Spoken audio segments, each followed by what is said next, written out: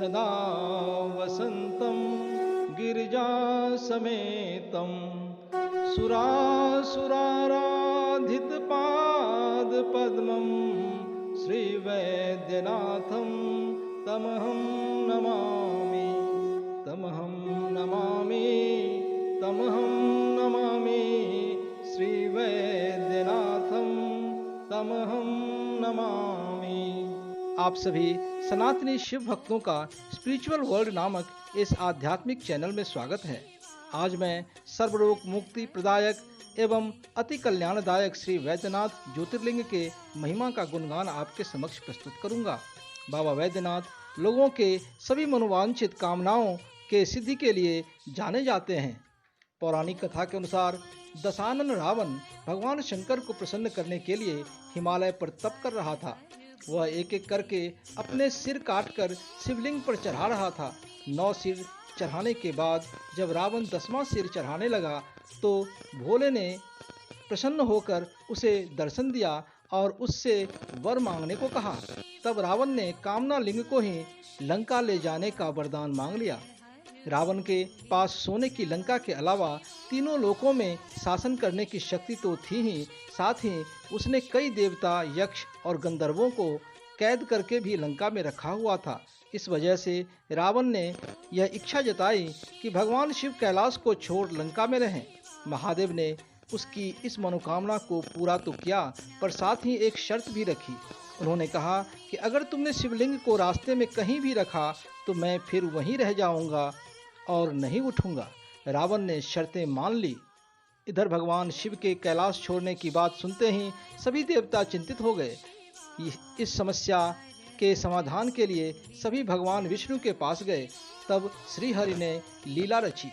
भगवान विष्णु ने वरुण देव, जो कि जल के देवता हैं, उनको आचमन के जरिए रावण के पेट में घुसने को कहा। इसलिए जब रावण आचमन करके शिवलिंग को लेकर श्रीलंका की ओर चला तो देवघर के पास उसे लघु शंका लगी। लघु शंका यानी कि पेशाब। ऐसे में रावण एक ग्वाले को शिवलिंग देकर लघु शंका करने चला गया। कहते हैं उस बैजू नाम के ग्वाले के रूप में भगवान विष्णु थे। इस वजह से भी यह तीर्थ स्थान बैजनाथ धाम और रावणेश्वर धाम दोनों नामों से विख्यात है।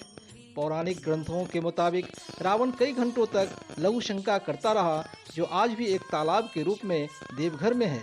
इधर बैजू ने शिवलिंग धरती पर रखकर उसे स्थापित कर दिया। जब रावण लौटकर आया तो लाख कोशिश के बाद भी शिवलिंग को उठा नहीं पाया।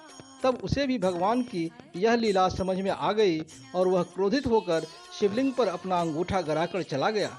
उसके बाद ब्रह्मा, विष्णु आदि देवताओं ने शिवलिंग की उसी स्थान पर स्थापना कर दी और शिव स्तुति करके वापस स्वर्ग को चले गए।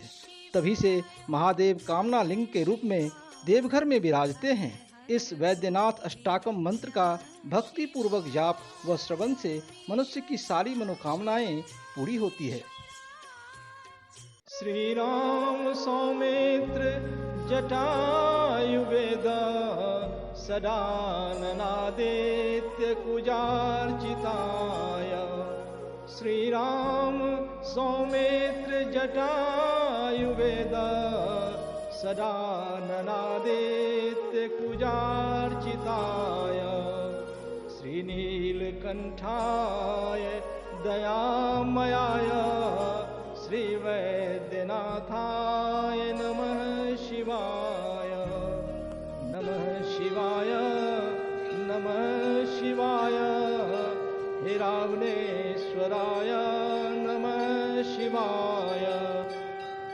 गंगा प्रवाहेन्दु जटाधराय त्रिलोचनाय स्मरकालहन्त्रे।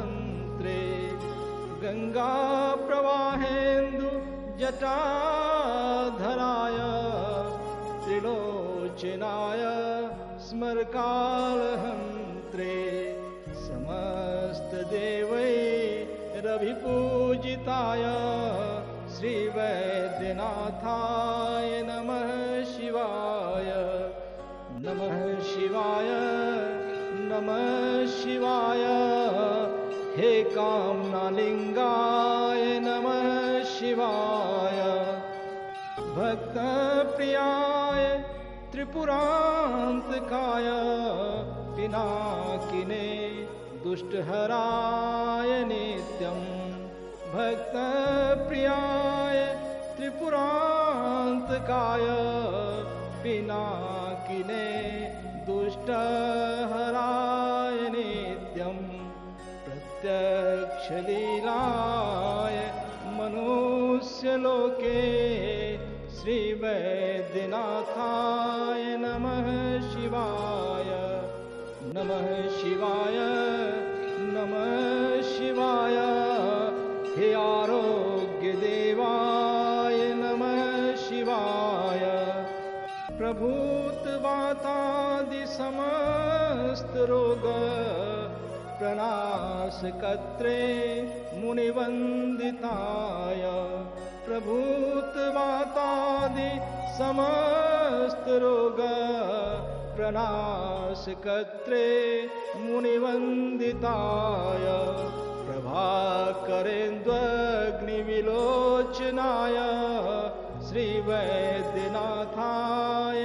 नमः शिवाय नमः शिवाय नमः शिवाय हे भोलानाथाय नमः शिवाय वाक्श्रोत्रनेत्राङ्घ्रिविहीन जन्तो वाक्श्रोत्रनेत्राङ्घ्रिसुखप्रदाय वाक्श्रोत्रनेत्राङ्घ्रिविहीन जन्तो वाक्श्रोत्रनेत्राङ्घ्रिसुखप्रदाय कुष्ठादिसर्वोन्नतरोगहन्त्रे श्रीवैद्यनाथाय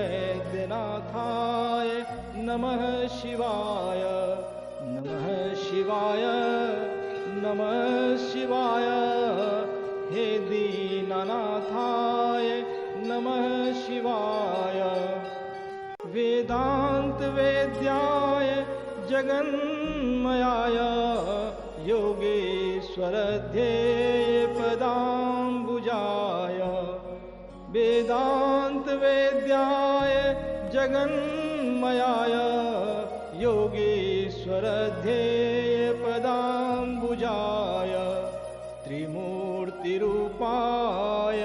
सहस्रनाम्ने श्रीवैद्यनाथाय नमः शिवाय नमः शिवाय नमः शिवाय हे अनाथनाथाय नमः शिवाय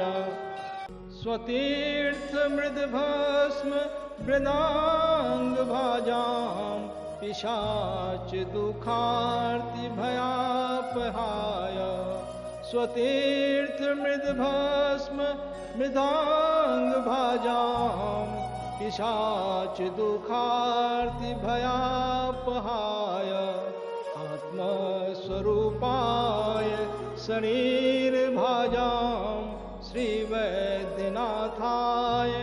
नमः शिवाय नमः शिवाय नमः शिवाय हे अंगुष्ठधाराय नमः शिवाय श्रीनीलकण्ठाय वृषध्वजाय स्रगन्धभस्माद्यपि शोभिताय श्रीनीलकण्ठाय वृषध्वजाय स्रगन्धभस्माद्यपि शोभिताय सुपुत्रदारादिसुभाग्यदाय श्रीवैद्यनाथाय